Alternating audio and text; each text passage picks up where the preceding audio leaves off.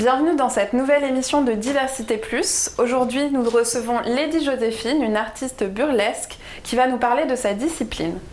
Bonjour Joséphine. Bonjour. Ça va bien? Ça va super bien, merci.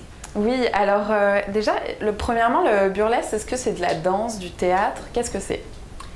C'est tout en même temps. Vraiment, j'aime dire dans deux mots, le burlesque, c'est de l'effeuillage théâtral, mais ça inclut aussi de la danse souvent, ça inclut des belles costumes exagérés souvent. Souvent, on est en train de raconter une histoire pendant qu'on enlève des morceaux de costume. Il y a beaucoup de choses qui se passent en même temps, puis dépendant de l'artiste, ils vont ramener des différents atouts, des différentes inspirations à leur numéro. D'accord. Et toi, ton parcours artistique avant le burlesque, c'était quoi? Moi, j'ai commencé dans la danse, fait que j'ai suivi des cours de ballet, de jazz, un peu de tout quand j'étais jeune. J'ai adoré ça, mais j'ai pas voulu faire ça comme professionnel.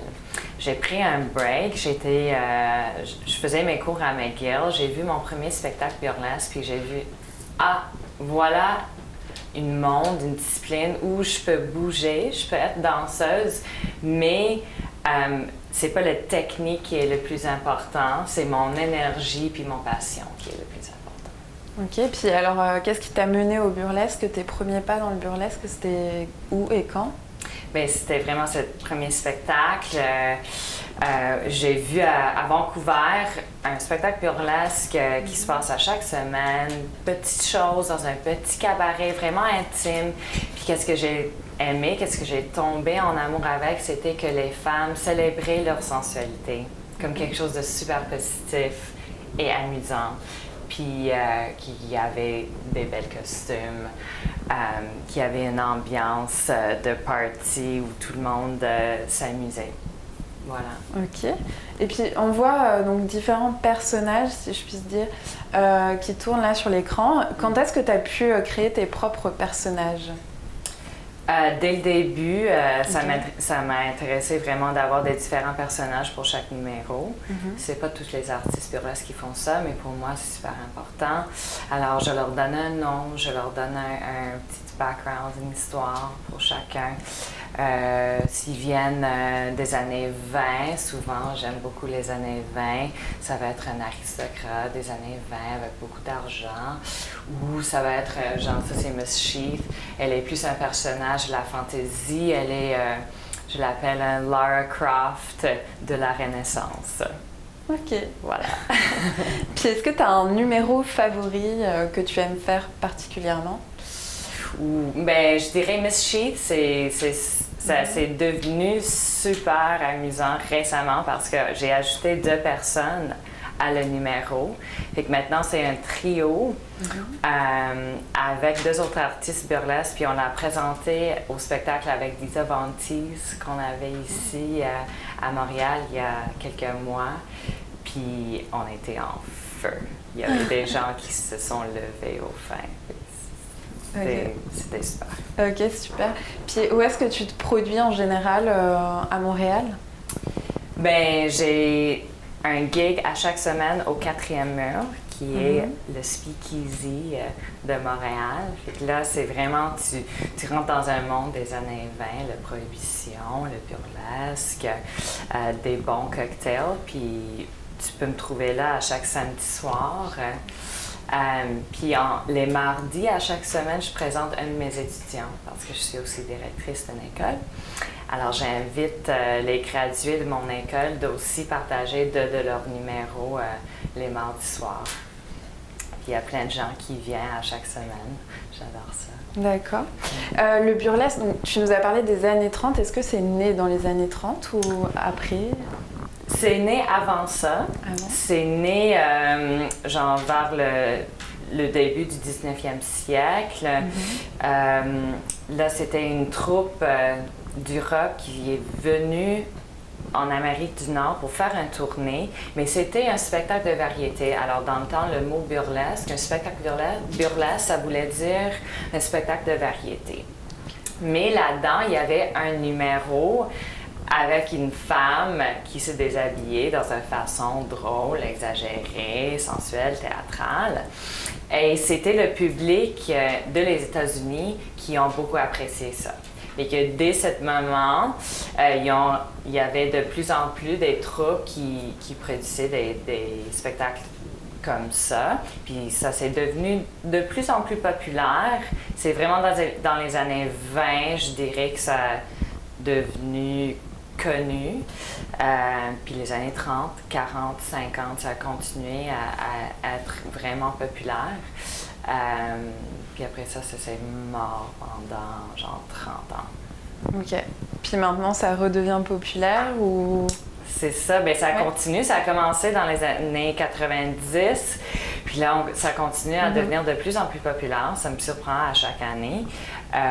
Ici à Montréal, on a une cabaret burlesque où on a le Wiggle Room, où on a des spectacles burlesques genre 3-4 fois par semaine. On a le 4e mur, qui est le Speakeasy, avec des spectacles 2 fois par semaine. Puis ça, c'est beaucoup plus en fait que Toronto et Vancouver. Là. Okay. À Montréal, c'est quand même populaire. Ok.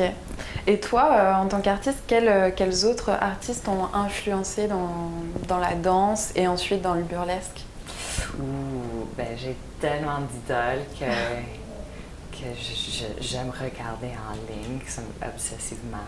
Okay. Mais moi, j'aime prendre mon inspiration pas juste du burlesque non plus. Genre, je regarde les vidéos de Beyoncé pour voir, genre, qu'est-ce qu'elle va faire avec toute cette budget pour une direction artistique, qu'est-ce qu'elle va faire. C'est super inspirant. Mais aussi, dans le burlesque, il y a des grands vedettes connues autour du monde qui sont super inspirants. Si vous voulez faire un peu de recherche en ligne, je dirais genre Perle Noire, Dirty Martini, Media Noche. Puis il y a des hommes qui font du burlesque qui sont super bonnes aussi. Jadador, super bonne, il y en a plein. Ok, d'accord. Et puis, pour les personnes qui seraient intéressées, quels sont les bienfaits du burlesque selon toi sur la femme, le corps, l'esprit? J'aime dire à mes étudiants que devenir une bonne artiste burlesque, c'est un travail de devenir une bonne personne, genre. Parce que quand tu fais un spectacle, le public peut tout voir. Right? Tu peux rien cacher de ton public, surtout parce que tu te déshabilles. Fait que t'es quand même super vulnérable. Puis ils vont voir s'il y a une partie du corps avec laquelle tu es moins à l'aise, ou ils vont voir si tu es un peu nerveuse ou tu n'es pas sûre de tes idées. Ils vont voir ça. Fait que c'est tout un travail de t'accepter comme tu es, célébrer tout ce que tu as comme corps, comme idée, comme créativité, puis de tout shaker. Ok, donc ça donne un peu confiance en soi si on peut... Si on est un peu timide ou on n'ose pas se montrer, ça peut être quelque chose de bien. Quoi. Mais c'est sûr que les cours burlesques qu'on donne à l'école, c'est un bel espace pour pouvoir explorer ça. Tu es dans une ambiance, un groupe de femmes qui s'encouragent, qui s'aiment, qui célèbrent vraiment leur corps juste comme c'est. Alors oui, ça peut être vraiment une belle opportunité, mais c'est pas garanti. C'est sûr. Et justement, les cours de l'école arabesque, donc comment ça se passe? Est-ce qu'il y a différents styles de cours burlesques, différents niveaux? Comment ça se passe? Ouais, mais pour nos cours, c'est vraiment... Ça dépend de quel côté de burlesque qui t'inspire. Est-ce que c'est de la danse? Est-ce que c'est le côté mouvement que tu veux explorer? Bien, tu vas prendre un cours de danse burlesque. Ou si tu veux t'entraîner parce que c'est une expression qui se fait avec le corps, il faut quand même s'entraîner puis essayer d'avoir des muscles puis un bon contrôle de soi. Tu vas prendre un cours d'entraînement burlesque fitness. Puis dernièrement, ça va être un cours qui est plus basé sur la sensualité et l'effeuillage. Ok. Ok, donc c'est ça. Donc à peu près 3 choix de cours en fonction de tes envies. Ok, très bien. Puis juste quel événement à Montréal, dernière question, existe sur le burlesque ou est-ce qu'on peut découvrir un peu plus encore le burlesque? Autre que le Wiggle Room et le 4e mur. Est-ce que c'est un festival? Oui, c'est exactement ce que j'allais dire. C'est ça s'en vient super bientôt. C'est en octobre, milieu octobre. Il y a le Festival burlesque de Montréal qui c'est 3 jours de spectacle au Club Soda. Puis il y a des grands vedettes qui sont connues autour du monde qui vont venir à Montréal pour faire ce spectacle-là. C'est toujours vraiment une belle expérience. Puis en plus, l'école va offrir des ateliers donnés par ces grands vedettes pendant une fin de semaine qui sont à Montréal. Ok, parfait. Ben, merci beaucoup Joséphine pour nous avoir fait découvrir le burlesque. Ça me fait super plaisir. Spanx and Sparkles. À bientôt.